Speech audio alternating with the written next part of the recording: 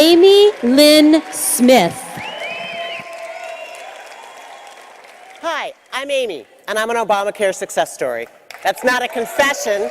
It's a cause for celebration, and I am one of millions of Americans whose stories can help Democrats win in November, because Obamacare is a winning issue for Democrats. It's been proven time and time again that the attacks of Obamacare's opponents don't hold up under scrutiny. They can't even poke holes in Obamacare success stories, because the success stories have the advantage of being true. Democrats just need to tell those stories. But a lot of Democrats aren't using Obamacare success stories to their full advantage. The fact that more than 20 million Americans and counting are benefiting from Obamacare is awesome. It's what we have been fighting for. But that fact alone doesn't change minds. What changes minds? Personal stories of how Americans benefit from Obamacare. Stories that demonstrate a value statement. What's in it for the voter? What's in it for the American healthcare consumer? What is the value Obamacare delivers? When a cancer patient says, if it wasn't for Obamacare, I'd be dead in 12 months, the value is obvious. Obamacare is saving her life. Use stories to show what people get when they get covered. Getting insured despite a pre-existing condition. Getting routine screenings free. Getting coverage that costs less. Getting to keep your doctors. Getting the peace of mind that even if you are diagnosed with the most aggressive cancer imaginable, the coverage you pay for every month can never be taken away and will never hit a lifetime limit. Let me demonstrate with my own story.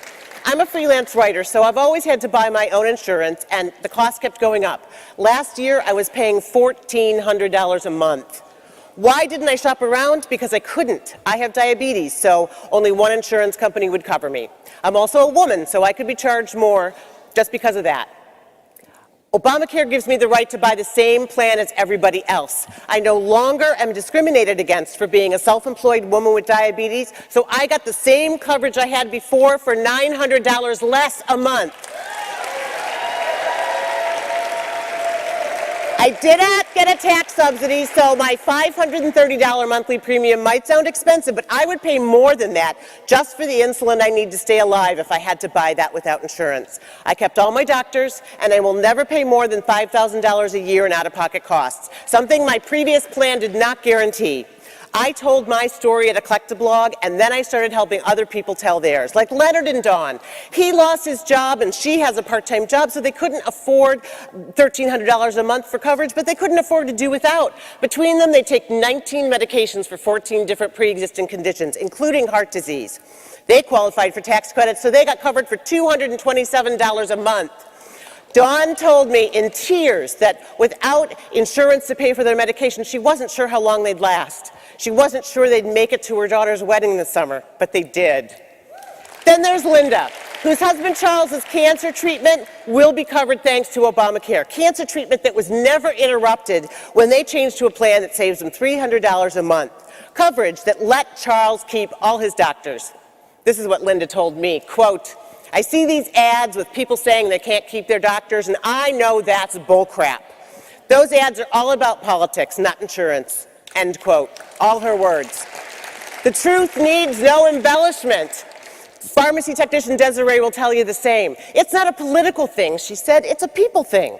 This college student knows all about people because she helps them in a pharmacy every day, and she has not seen a single person's prescription costs increase with their new Obamacare compliant plans. In fact, she's seen a lot of costs go down, and she helped one woman who hasn't had insurance her entire adult life.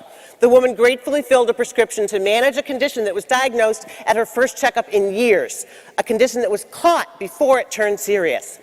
Other young people get it too, like Eddie, who at age 31 already has a black mark on his credit record because he was forced to use the ER for routine care when he didn't have insurance.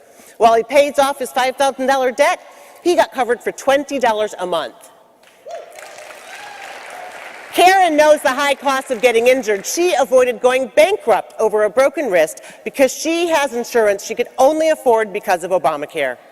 And let's not forget Marion, the cancer patient who would have been dead in 12 months if it wasn't for Obamacare. Her doctors gave her 1 year to live if she didn't get treatment. But even with a part-time job, she couldn't afford insurance until Obamacare. Her treatment has started, and now her doctors give her an optimistic outlook for recovery.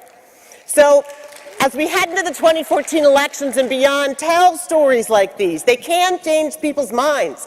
Give voters a reason to choose a Democrat who supports Obamacare.